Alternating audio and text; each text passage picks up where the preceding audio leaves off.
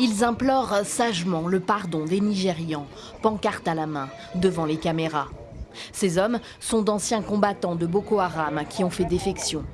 Selon l'armée nigériane, ils seraient environ 1 millier comme eux à s'être rendus récemment.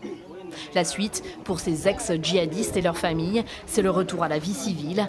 Un programme de réhabilitation existe pour qu'ils réintègrent la société. Certains habitants de Maïdougouri, la capitale de l'État de Borno, veulent y croire.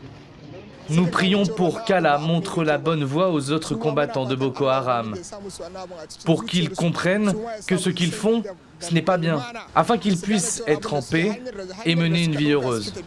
Je pense que c'est une bonne chose que de se rendre. Ça montre que la situation s'améliore dans le pays. Je pense que la reddition est une bonne chose. Ça nous permet de les accueillir en tant que citoyens au sein de la nation. Mais pour beaucoup d'autres à Maïdougouri, c'est l'inquiétude, voire la colère qui prédomine. La ville est au cœur du conflit qui ensanglante le nord et l'est du Nigeria depuis 12 ans. Des milliers de déplacés s'y concentrent. L'armée nigériane affirme qu'elle gagne du terrain, que sa stratégie fonctionne et que les récentes défections de combattants de Boko Haram le prouvent.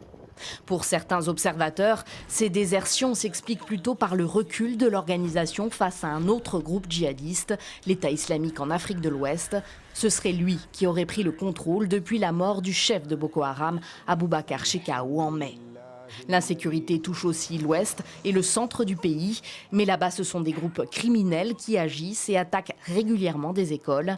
Ce vendredi, des dizaines d'enfants enlevés en mai dernier ont été libérés à Katsina. L'État nigérian affirme que sur ce front-là aussi, il progresse.